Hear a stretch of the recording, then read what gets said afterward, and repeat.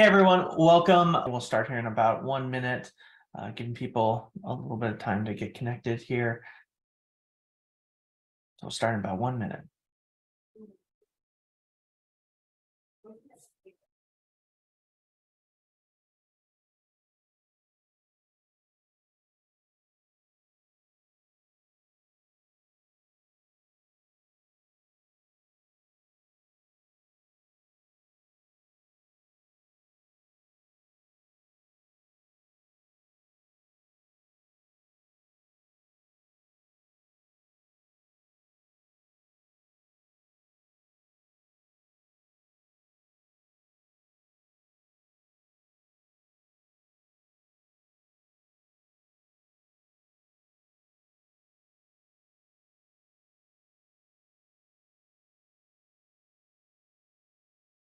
All right, well, let's dive in here. A couple housekeeping things. If you see the Q&A section there, you can type in your questions throughout, and we'll be sure to get to those. And again, this is being recorded. We'll share that out after the fact. But with that, let's dive in, Guy. I'm excited to talk through this. Very good. Jeff, yes, last time we were together, we were on stage in San Francisco. Now we're on different continents, but really lovely to enjoy sharing a stage with you, and hopefully the audience will enjoy some of the content we prepared. For those that don't know our business, my name is Guy Rubin. I'm the CEO and founder of a company called Ebsta. We focus on revenue intelligence. We analyze the signals that drive revenue to help businesses build predictable revenue engines. I'll let Jeff introduce himself for those that may not know you.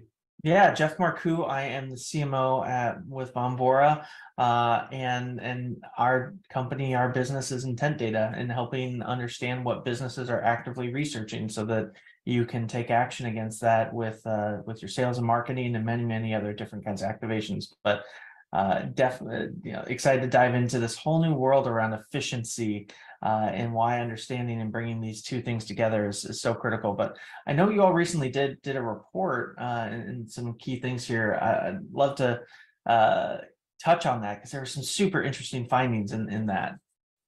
Yes, well, thank you for setting that up, Jeff.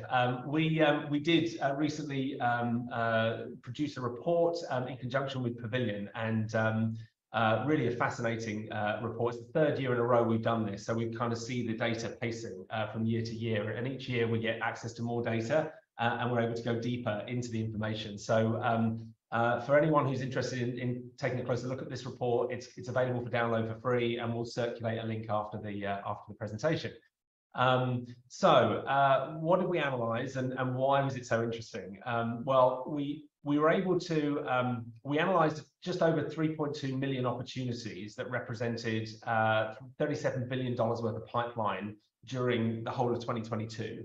And that data came from 364 different businesses, all B2B, but working all sorts of markets in all sorts of geographies, and working in different verticals and different size deals as well. So hopefully we're going to share some of those insights with the community today. And of course, you won't be surprised to hear that the influence of intent scoring is on the likelihood of deals closing is a key part of the insights that we found. So let's jump straight in. It's fair to say that 2022 was a challenging year. We could see here from the data that we collected that less than a third of the sales reps that we analyzed actually hit quota. And while that's a scary stat in itself, probably even scarier from my perspective, is that nearly 20% of reps didn't even have a quota to hit. Before we jump into the good stuff, it's worth highlighting that we saw that on average win rates dropped by 15% in 2022. We saw the average deal value reduced by almost a third, and sales cycles increase by almost a third. So some really fascinating insights here. So rather than dwelling on the stuff that didn't work, what I wanted to use our time together today to do was really dive into the 29% that were hitting quota. What are they doing different to the other sales teams? And hopefully we can add some value to the community and give you guys some visibility of what we saw worked. So it's worth starting with this, what's the size of the prize? How big is the problem out there? Well, don't take my word for it, but Boston Consulting Group have recently been quoted to say that there's a $2 trillion problem in sales, in B2B sales, where there's massive inefficiencies of time and energy being spent on opportunities that aren't real and deals that close lost. And to back that up, we found that only 30% of the opportunities worked close won, and the deals that close lost are spending twice as long in pipe as deals that close won. So huge inefficiencies in the way we run our sales teams, and allowing salespeople to be the optimistic resources that they are, we need as leaders to actually help them to either course correct deals that aren't on track by looking at the data, or actually give them the tools they need to have confidence in closing deals off lost sooner. So in conclusion, in my view, this whole idea of the growth at all costs playbook is now dead, right? So we're now all expected to achieve a whole lot more, perhaps with even less budget than we had before. So we need to get clever in the way that we operate. And the answer to all of our prayers is in the data. So understanding what the data is telling us will give us the insights that we need to be able to make more with less. Jeff, over to you. I think that comment, the grow at all costs kind of playbook is gone there, where companies are just burning money and just acquire, not necessarily caring about those efficiency metrics. And now it definitely feels like we are in a realm of how do we grow sustainably in a way that actually sticks with us. And what's really interesting as you look at this, right, we've got essentially a funnel on its side here that kind of looks, I like to call this the bow tie slide. But right, as we go from leads to qualification, right, all the way through to win rates and beyond, right, with our customers, one of the things I always like to talk about is marketing is we need to understand the job to be done, right? To get to this sales target, how much do we need to do at the top of the funnel? Right, as we go through that. And as I look through that, right, we're inputting our efficiency metrics, those conversion rates, right, our pipeline velocity, right, time and stage, all that stuff going into that. And as you start to look at that, you start to notice that if I can tweak little things throughout, right, marginal things, especially towards the bottom of the funnel, what that starts to do at the top of the funnel. And so you can kind of see a model comparison of this, the top row versus kind of that second row there, where if I can simply increase my ACV by a couple thousand, or if I can increase my win rate by 5%, even 1 or 2%, depending on your business, can be material, right? And you continue going upstream, right? My win rates are going up, my conversions are going up, my qualifications going up. The other big metric that you can often deal with is velocity, right? If I can shorten the timeline from a month to 15 days, I can do twice as many deals over the course of a month then as well. And so one of the big things that you want to start to look at is kind of looking at your funnel holistically and seeing, hey, where can I start removing friction throughout this process here, and needing to get the data to have that. Now, that said, if anyone on this call thinks that they have the perfect Salesforce data, you are a saint, because I have never worked at a company, been at a company anywhere that has perfect data. And so part of that's digging in and, where are we confident in the data? Where can we find these insights? And then find usually the lowest hanging fruit to start improving these incremental metrics, because those little marginal elements result in massive customer lifetime value gains with just little bits of change. And that means as marketers, either what we put in at the top of the funnel yields so much more at the bottom of the funnel, or we have a smaller job to be done to hit our target, which means we can do really high-end quality, high-touch ABM campaigns at the top of the funnel there. So we can look at that one of two ways, but for the business, regardless, efficiency is key. I agree. Oh, go ahead, guy. Yeah. I agree with everything you're saying, Jeff. And I think what I love about this graphic is it highlights that we don't need more at the top of the funnel. This isn't about more leads. This is about small incremental improvements can have exponential results. And we all have the leads that we have, right? What we need to do is really understand the signals behind those leads to know which ones we should be doubling down on and really investing resources into, because they're likely to give us the best results. So no, I love this graphic. I think it's a great one. Yeah, exactly. And so, as we look at that, right, it kind of illustrating the point there, right, with just small changes, right, focus on the right leads, the right time, the right signals, and removing some of that friction from our funnel, right, you can see hundreds of percents of gains in very short order. And so diving into these and knowing these metrics is definitely a critical piece there. And so if we go to kind of the next slide here, one of the new challenges that we're faced in this world of trying to build a sustainable growth plan for our businesses is we've got to start getting to this predictable and efficient growth. And CMOs are very often at the forefront of this because we're the ones looking at, hey, what are the signals in the market we can detect? What's the volume of those happening regularly? And how many of those are we able to effectively bring in to start that funnel journey with our companies? And so we have to be the ones at the forefront there as we go through that. And so if we go to the next slide here, what's interesting is just kind of this old way and the new way. What's also funny, I was just reading a post on LinkedIn on very often presenters, right? People on LinkedIn will say the same things over and over again. And it's how do you say that in an interesting new way? But the other reality is we still haven't always gotten these messages through us, right? We're still struggling with a lot of these different things. Like, right, are we focused on the volume and cost of those leads, right? We're trying to bring those in versus on the velocity and the capacities of our team, focusing on our pipeline coverage as opposed to cost of acquisition, right? As you start to kind of go through these different elements of looking at things like, hey, we need to start looking at what's that payback ratio, looking at that lifetime value, reframing the way in which we think. A major credit card company that uses our data actually uses this to say, hey, when I can spend the same amount for these two businesses, but this business, its potential lifetime value to me is 10x this one.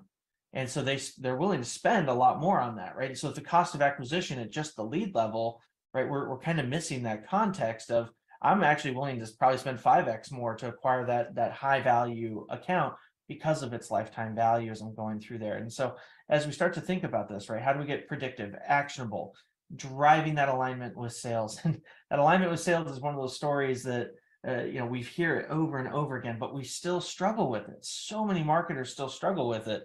I was just talking with a cybersecurity company a couple weeks ago, and they were fielding about 8 different always on campaigns. And the problem was sales only actually had in their bag 2 of those products. And so, right, even just there, you've got pipeline inefficiency, right? Marketing's driving leads. Sales is never going to pick up because they're just not aligned. And so we've got to focus on this better way, on this predictable and efficient pipeline, because that's what starts to drive that transformation. That's what drives that sustainable growth. I think once marketing knows the influence of different types of leads on revenue, the CMO is so well placed to help and educate the other heads in the commercial side of the business to become more data driven. Marketing has been in that space and has been data driven for a decade now, and maybe longer.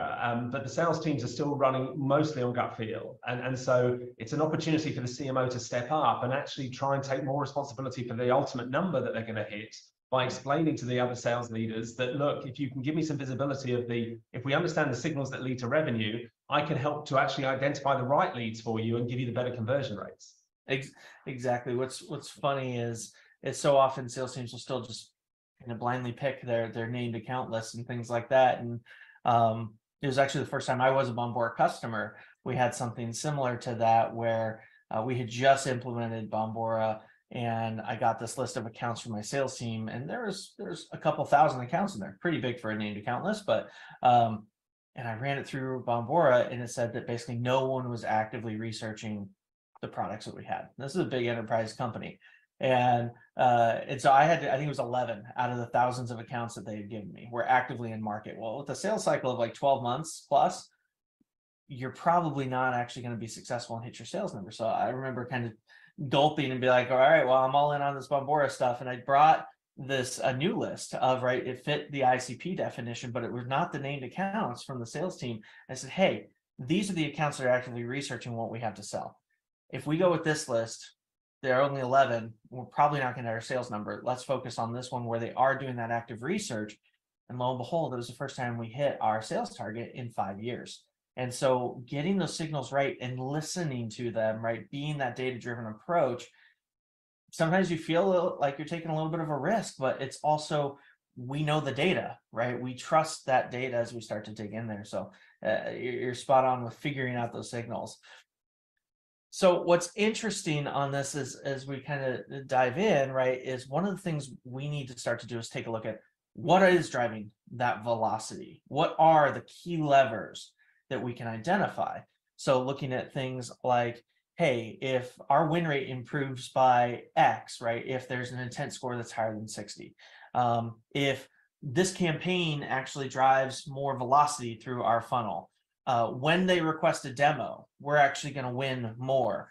When we're able to get our economic buyer to a certain stage throughout that, right, we're going to see that conversion rate from this stage to that go up. And so as you dig in here, every company, there's a lot of similarities, but there's also nuance where your business is your business. And so you'll need to dig in and start to look at what are those critical things that really move the needle. Some common ones that we know are that they're showing intent, that you're properly multi-threaded, right? You've got multiple people on the account that matter to the deal cycle. But when you bring them in, which we'll get to in a little bit, matters pretty greatly there. And then what are the key actions, right, et cetera, as you go through those different pieces. But every business, it's going to be nuanced, but there's a lot of great kind of takeaways on this to give you some ideas of where to look. But that's also where having the right kind of analytics tools that can draw this out for you is really key. Yeah, I mean, what we're starting to see now is CMOs taking a more productive or proactive role in engaging with the other commercial heads to say, look, I've done my job. We've identified the ones with the highest intent. We've marketed to them. We've got them top of the funnel. We now need to make sure that you're as multi-threaded as the system tells us you need to be to maximize the chance of this winning. So right. Instead of it being the sales guys just shouting at marketing saying, I need more leads, now marketing is able to go back to sales and go, look, I committed that we would generate this number from the leads that I'm generating. Well, I've done my bits. I need you guys to be this multi-threaded or have that much momentum or engagement with the right stakeholders to achieve this outcome. So ultimately, the CMO can now start to really own that number and really drive the best practices across the other commercial heads. And if we kind of go to the next slide here and we build this one out, it's what's interesting on that is we're also seeing this trend where marketing's riding through the sales funnel more, right? Where they're actually helping sales get multi-threaded. So, in this example, right, we need to find the right ICP and the right personas. So being able to look at my deals and say, hey, when we engage, in this example, businesses in the media space with this many employees, we had just a higher sales velocity motion. And what was critical was that we got the VP of product involved in the deal cycle. And if we click one more, right, but only 54% of our opportunities actually had that reality. Well, as marketing, number one, I can bring these insights to my sales teams and start to help them do that. But also where marketing can help is through the deal cycle is partnering with the SDRs to do what I call kind of up and out, where great, hey, we got in at the product manager, but we don't have a meeting with the VP yet, and this product manager may not be bringing us in. Well, I can use marketing resources and ad targeting at the ABM level or SDRs to try to get a meeting with that product VP, right? Or they can be working these other personas that are there with the goal of trying to advance that. So yes, the seller's working it through the normal motion, but that doesn't mean the SDRs and marketing can't continue to expand out. And another new trend that we're seeing is actually comping SDRs on multiple meetings in the same account, not a get the first meeting, move on. But that when we're working together as a cohesive go-to-market team, we continue to work these accounts out because we need fewer of them if we do it right, if we do what the data tells us to do.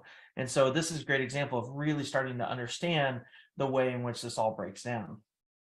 No, it's fascinating insights, isn't it? Really helping the sales team not just work out who the ICP is, but actually the personas they should be targeting and exactly. At which stage as well. So no, fascinating stuff. So what I wanted to bring to the table here today was just some of the insights from this report. And one of the key points that we pick up on is understanding the momentum or engagement. So we spent a lot of time and energy scoring relationships out of 100 to really try and understand what a good relationship looks like. So we take a feed of a company's email traffic, their calendar events, their phone records, and so on, and really to understand that once marketing's done its job and you're in process with a customer, how much momentum have we got? How much engagement do we have? And does it matter? And you won't be surprised to hear that actually relationships truly do drive revenue.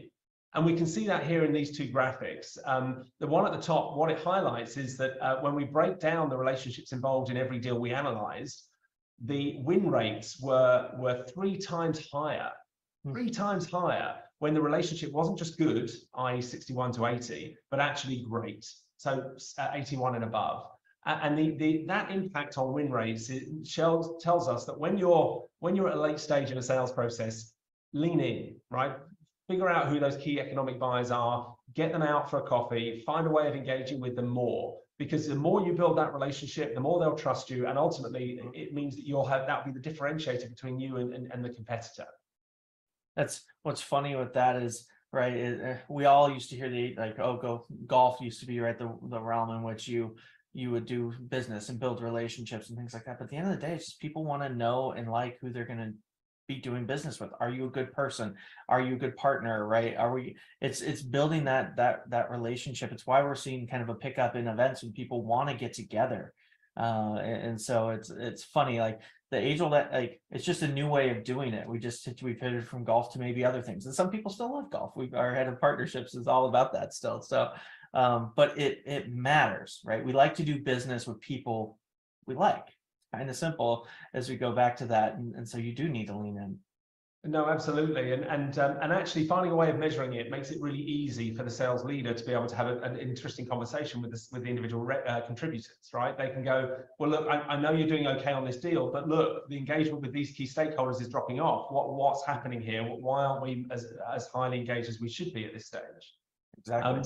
And the other positive influence we found by doing this analysis is not just improving the win rate, but actually you can reduce the sales cycle by up to 40% just by having those highly engaged relationships.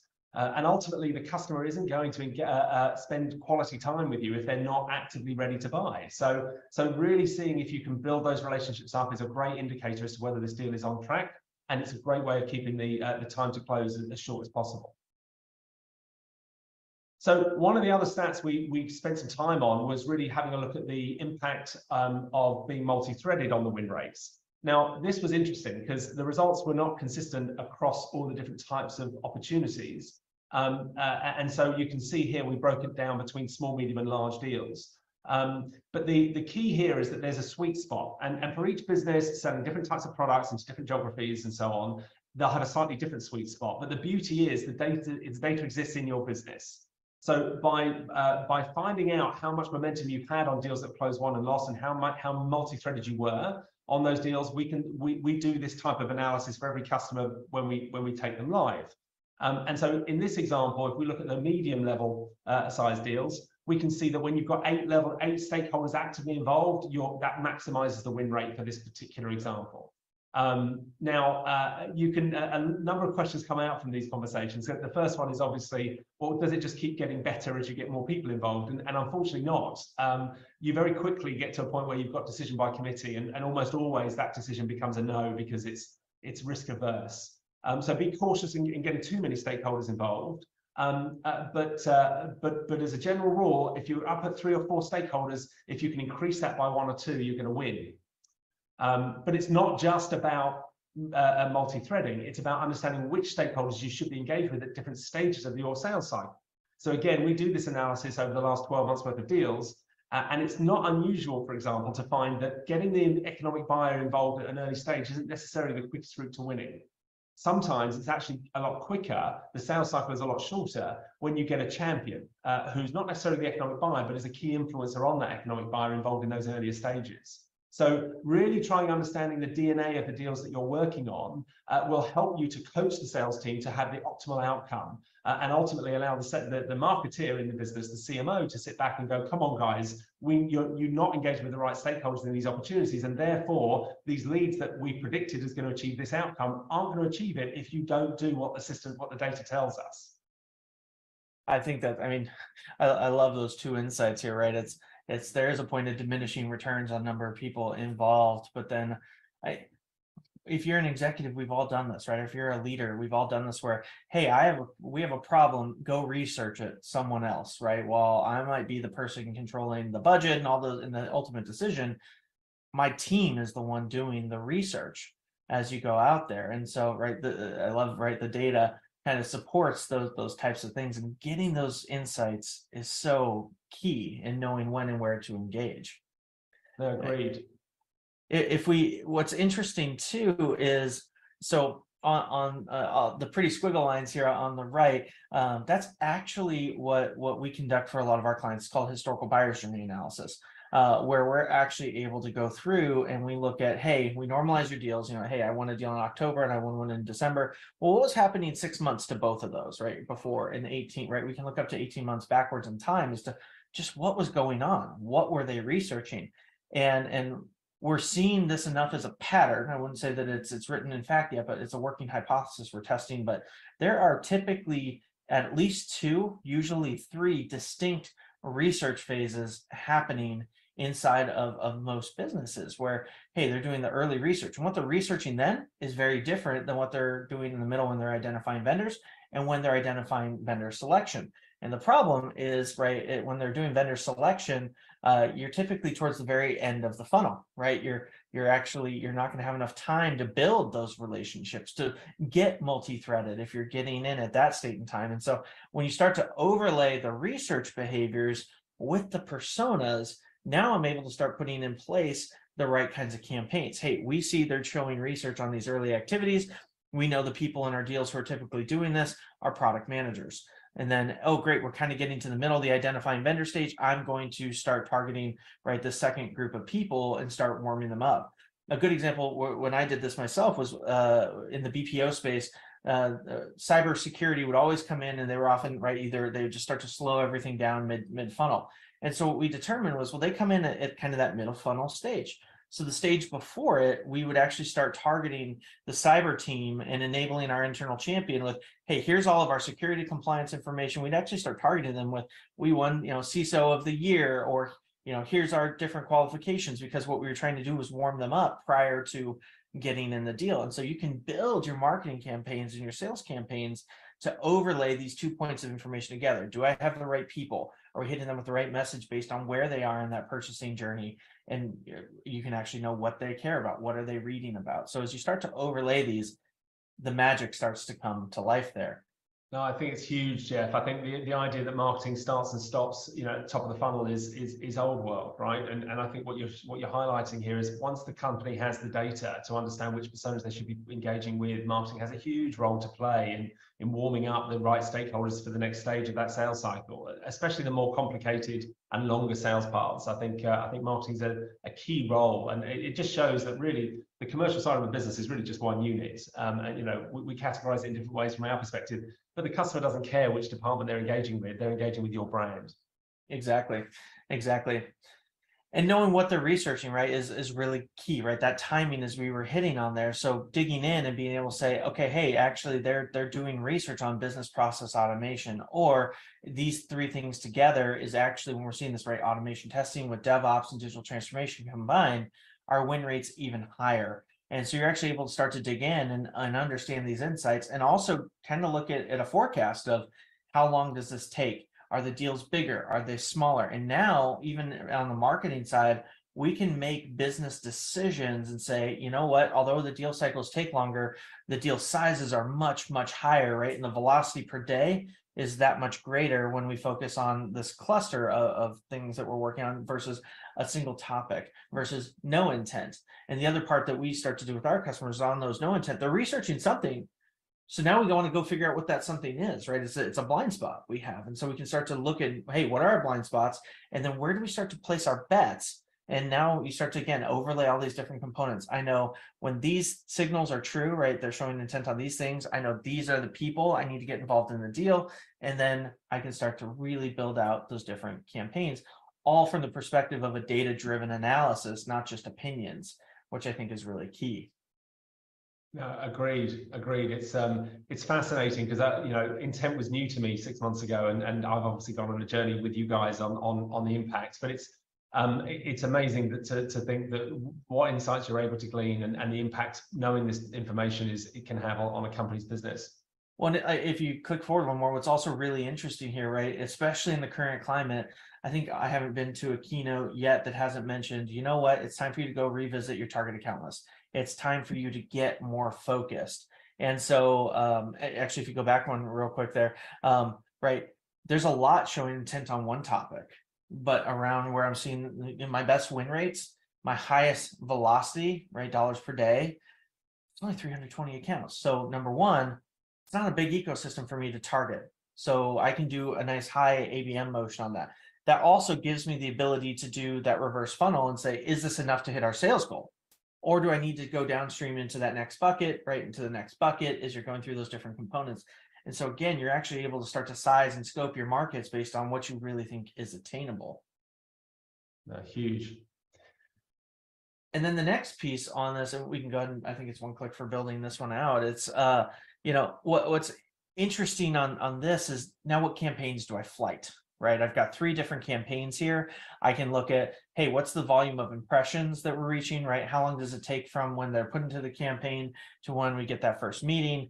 How many of those meetings actually convert into opportunities? How long does that take? And then write that average deal value. So I can start to look through all these different pieces and really start to analyze my campaigns. And so this is one I always love to talk with CMOs on is you should have evergreen campaigns that you're running against your core product, and then you need to optimize them. And this is the kind of data you need to optimize those.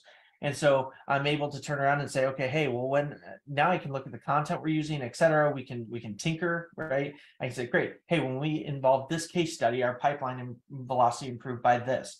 Or when they went and looked at this page, we saw an opportunity conversion to do this. And so I'm starting to also understand the campaign journey that I need to bring these people on and which campaigns are going to yield the best for what we're trying to do and to build that relationship, right? So that's, again, you start to overlay these layers of depth. Like one layer is amazing and you start to get going on it, and then you add in a little bit more complexity over time, and you can really turn this into a predictable, efficient engine.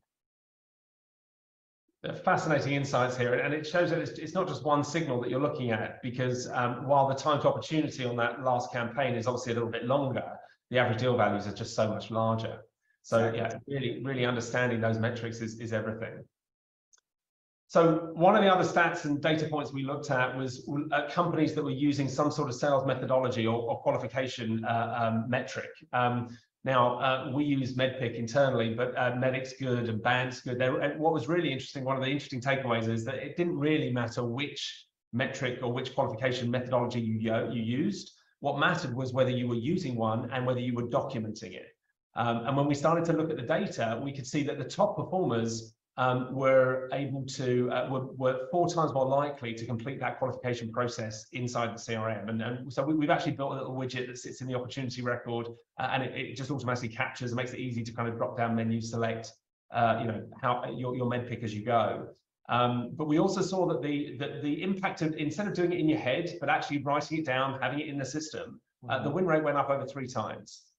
So I'd very much encourage the people, if you're not already doing that, it's one of the quickest ways of having a positive influence on win rates. A quick anecdote on that one. We stood up what we call Pipeline Council internal at Bombora for this very reason. Was when people have to write it down and report out on it, our Salesforce data has never been cleaner, and right, you have a lot more confidence in it because you know the health of the deal. One of the things I love about it is you start to go down this road, and the documentation of it, it also enables the business to offer more help. Sales, or like sales leadership, finance, legal can get involved earlier in deals to help the seller be successful. But if they don't know any of the details, they're flying blind, and that's how everything comes in last minute. It's chaotic, and nobody wants that. Everybody wants to win more, and so that's I love it. Right, as you start to dig into that, simply documenting. No, absolutely, and so first thing we do with a customer is we'll go back over the last 4 quarters and try and effectively traffic light all of the individual contributors, all of the individual reps, to try and understand the green, ambers, and reds, and there's all sorts of data points on here. I'll let you talk to it, Jeff, but fascinating insights once you understand how they're pacing.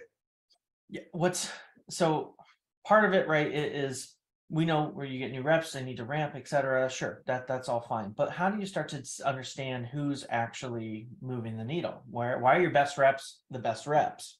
Is always that question. How do I clone my top 2 reps? Well, data helps us, right? The delivery of how they do their pitch and things like that. Sure, there's the human nuance to it all. But the data also helps answer a lot of those questions, right? Like how are they using, right, our qualification criteria? Where do their leads come from? What level are they engaging, right? Do they have enough people involved as they're going through that? Or their deal sizes, maybe they're pitching too small, right, et cetera, as you start to go through those different things. Now, what's also interesting too from a marketing perspective is over time, I may not want to actually round robin my leads out to all of these different reps. I'm going to want to send, we're investing these dollars into acquiring these opportunities for our sales team.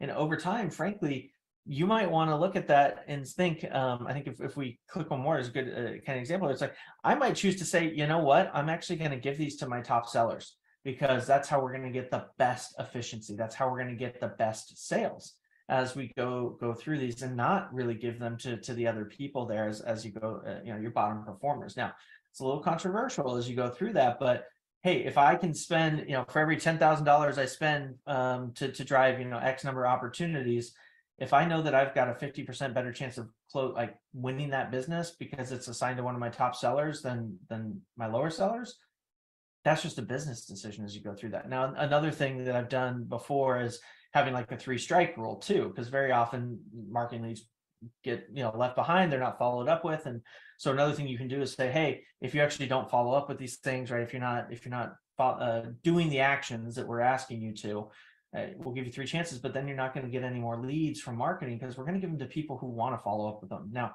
if the lead's bad, give us that feedback so we can do better next time, right? And having the analytics to have that feedback loop is critical, but inaction is not an option. And so you start to kind of look at this and say, yeah, I want to route my leads to my best sellers where we've got the best chance of closing. But also as marketing, we can't always, ignore the bottom reps, but you can put rules in place that then kind of limit that as you go through there.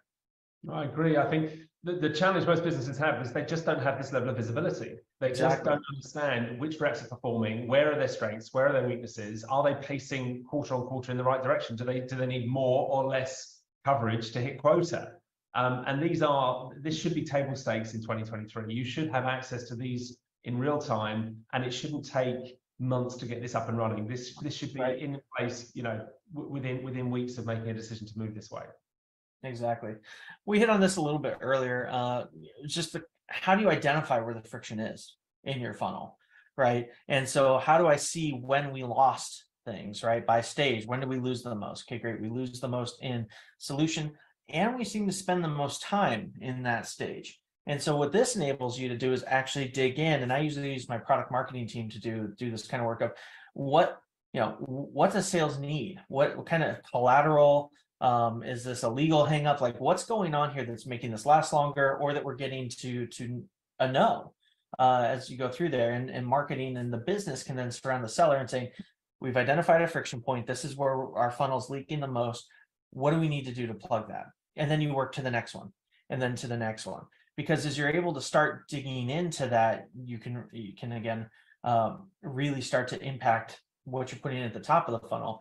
One of the analyses that I did one time in a business, what we found, there are 3 key things. There was number 1, this lack of account follow-up, which surprising enough is pretty common across a lot of businesses, just sellers not necessarily following up or having the thing to follow up with, right? Another engaging reason to engage as you go through that. Second one was they didn't put the product on. They didn't have enough detail in their discovery call to know what they were actually selling, right? The solution side of that. And then the third was time and stage. And a saying that I've used a lot is, stale is not a status in Salesforce. Like why is a deal going stale? Why is it sitting here so long? Because right, time is that enemy as you go through that. It gives your competition more time to get in and win, and it also gives them more time to disengage. And so you want to kind of think through those different things, but having the ability to see it gives you an idea where to start looking. Yeah, look, ideally, you're going to lose the majority of your opportunities in the earlier stages. Right. The problem is that people are incentivized to create opportunities. And so they look at opportunity discussions and discovery almost through rose-tinted glasses. So they create that opportunity perhaps, and they haven't really qualified it properly. We talked about the qualification metrics like MEDDPICC earlier. So really, you want, in an ideal scenario, you're losing the majority of your conversions at the very early stage. And ideally, you want the time in stage to get quicker. as you go through. Now, that's not always possible, but ideally you want them, invest the time early on to really understand that there really is an opportunity here, and then the rest of the process should be relatively streamlined. But what we're seeing here is a real problem here, because they're probably investing lots of time and energy in these deals at solution stage, but they're taking far too long, and they're losing half the deals at that stage. It's very late stage to do that. So all the energy that went in up to that stage, it's all wasted. Exactly. This is just an illustrative example of kind of what we're just showing there, right? Of hey, when we add these kinds of, right, when we add these personas, when we've got, their engagements at this level, etc., we can actually see the things that move the needle to make it shorter, right, and increase that conversion. And so we're able to start to look at that and be like, great, we need relationships. The VP of product's got to be in there, right? We completed MedPick. And so you actually know the tactical items to now advise your sales team on, or how marketing can support that, and just say, hey, check these boxes and you're going to close more deals faster, which is the goal of every company and every sales team, right? And so we know the levers to pull, and now sales managers and go-to-market leaders can advise everyone on what we need to do to really move that needle.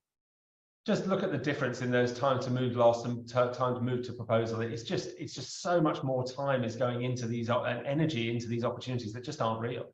Exactly. Yeah. So bringing all of that together, what I wanted to one of my final slides today was really just to look at how you can bring together the propensity or intent data that you get from people like Bombora, and the relationship engagement scoring that we've gone through this exercise of really trying to understand and codify what a good relationship looks like.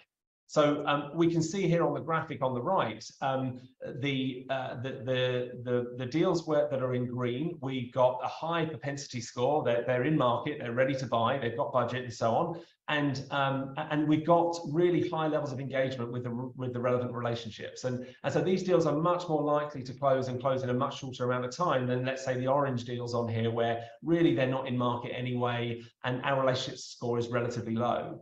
Now, those two are pretty obvious, but if you look at the two yellow spots, what we can see here is, especially the one top left, we're investing a huge amount of energy in this from a sales perspective. The individuals on the sales team are engaging with this customer. The prospect is taking up a lot of our sales time, but it doesn't look like they're in market. There's nothing that gives us any indications that and evidence to suggest that they're actually in market right now. So that's a real scary point where, again, the CMO is well placed to explain to the sales leaders, look, I think you're investing too much time in these deals. And then vice versa. The bottom right hand side, we can see a yellow signal that tells us that, look, marketing's done its job here. We found a really good customer that's got all the signals are telling us this customer is in market, but the sales team have let that one fall through the cracks. They're not engaging, they're not building the right relationships with those stakeholders. So simple, easy graphics to understand which deals are in play and where they are is really everything needed to be able to have that conversation and be a lot more collaborative with the other members of the team. Yeah, I mean, understanding, right, this is just simply what is the place to invest our dollars and invest our time, and just having a simple way to look at that can have, again, massive impact in organizations. So that's why I love these kinds of charts to go through it.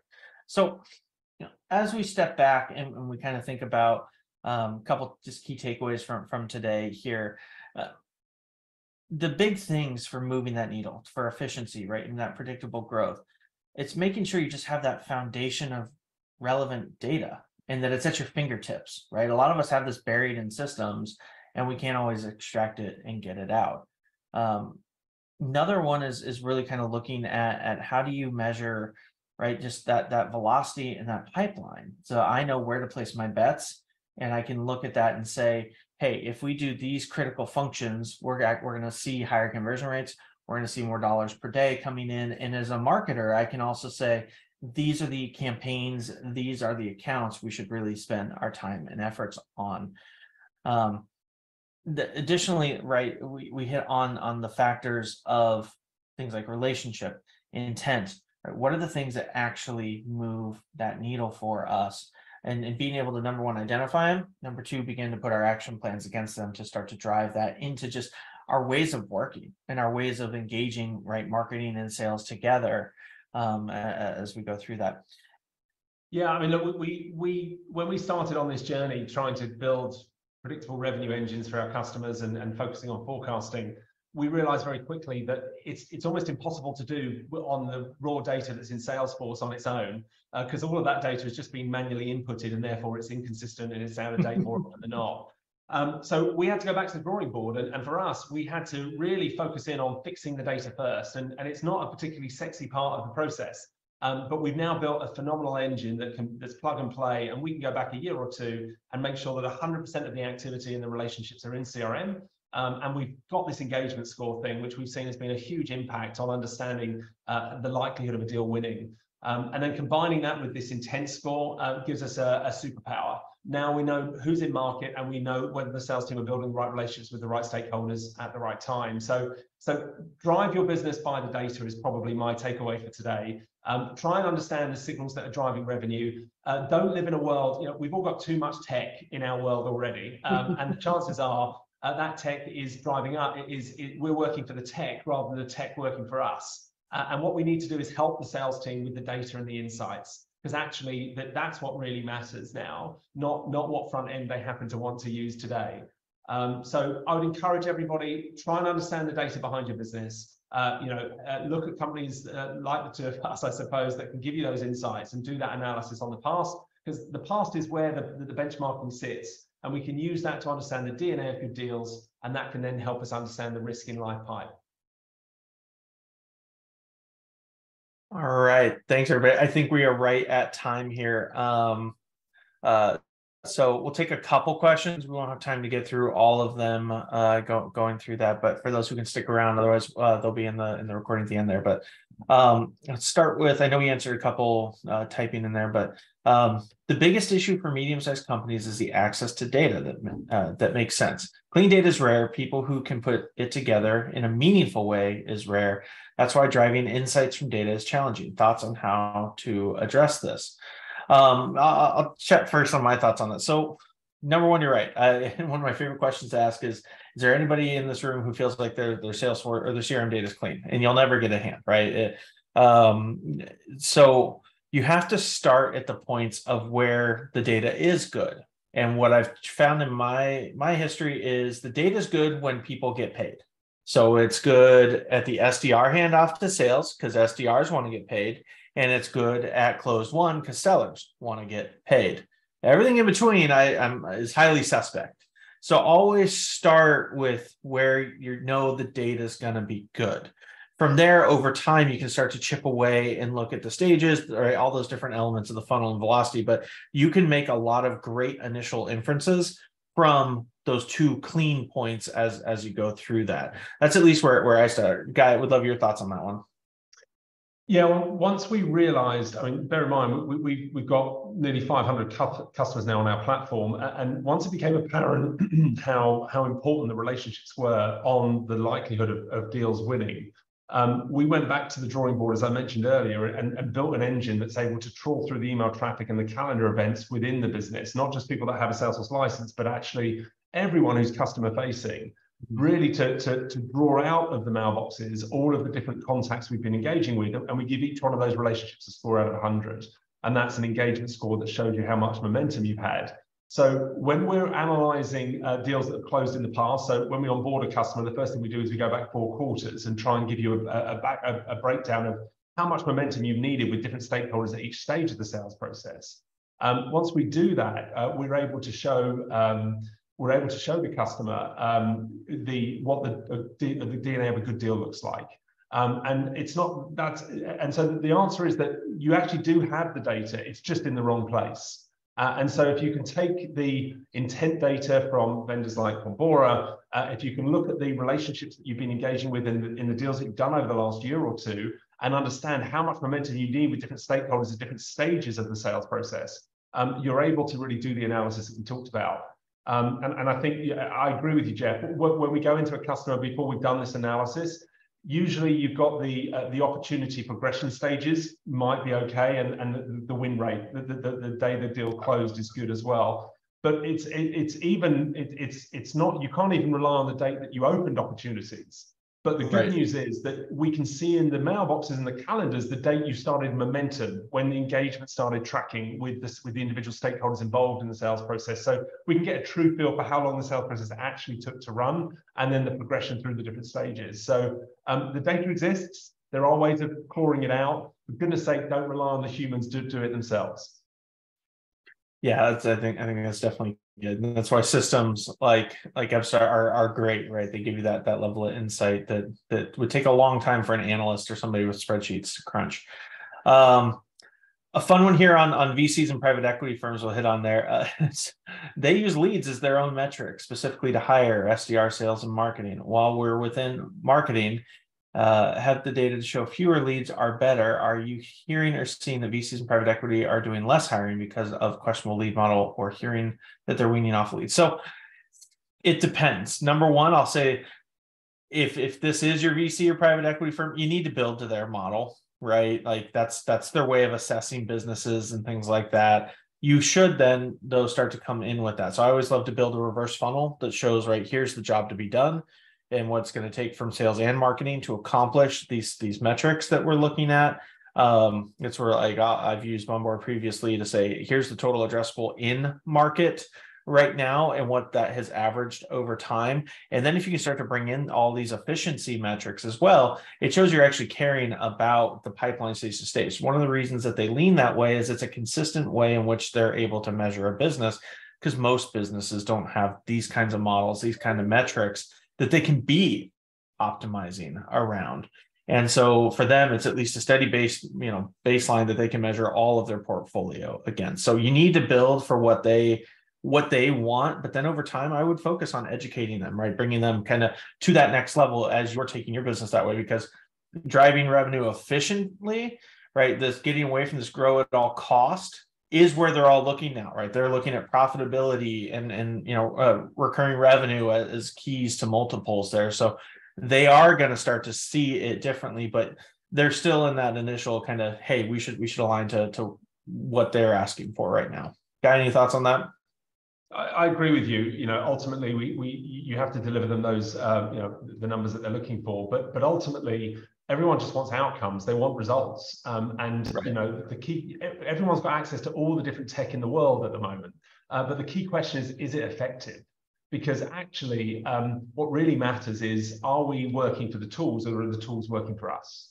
And when we dive into it, we find that actually what really matters is the intelligence. And not the brand of the tool that you happen to be using. So I'd encourage you to have a real think internally, everybody on the webinar, really start to work out, are the tools you've got, are they effective? Are they having material impact on your ability to win and win faster? Or are they just another set of tools? And that's what we're finding in the market. And ultimately, the outcomes, that the evidence will help them to your VCs or PE houses to evolve their models. Right. So, help these people, and ultimately, the CMO community have got a phenomenal opportunity to lean in and become that, ultimately, the future CRO, and actually help the leadership and the board understand the signals that actually drive revenue.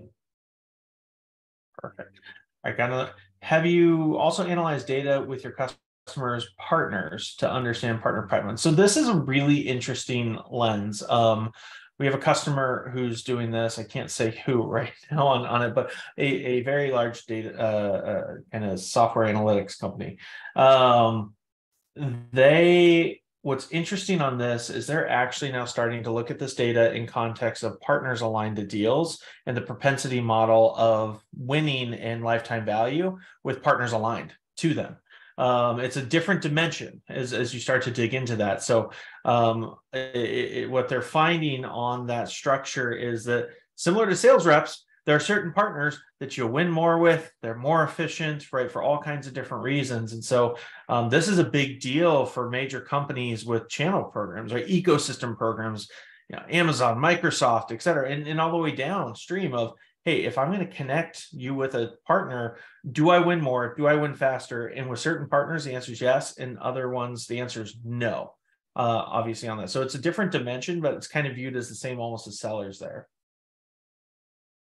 Yeah, again, it all comes back down to that relationship, doesn't it? If the partner has a close working relationship with the customer, then simply a nod in your direction will give them a lot of comfort and a lot of confidence to work with you. If the partner really doesn't have that relationship, it's like LinkedIn, right? If you're looking for an introduction to someone, it's always difficult to know, did they meet them at a conference 5 years ago, or actually are they working with them every day at the moment? So I think partners, I mean, from our business perspective, for example, we expect 30% of our new business revenue now to come through partners, and our conversion rates are 3 times higher than when they're coming through a partner channel. Whether that information is recorded in system is key. So again, start gathering the information on it first, and then we can start to prove out the value of partnership models. But I know it took us about 18 months to activate our partnership community. And so if you're halfway through that, and darkest hours before the dawn, I encourage you actively to keep going. Partnerships really does work, but you've got to get the right partners, and connect with me offline, and I'll tell you all the war stories of all the things we did that didn't quite work out. I think we got time for one more here. Relationships as marketing interactions, SDR, sales engagement, touches with accounts, or all of it.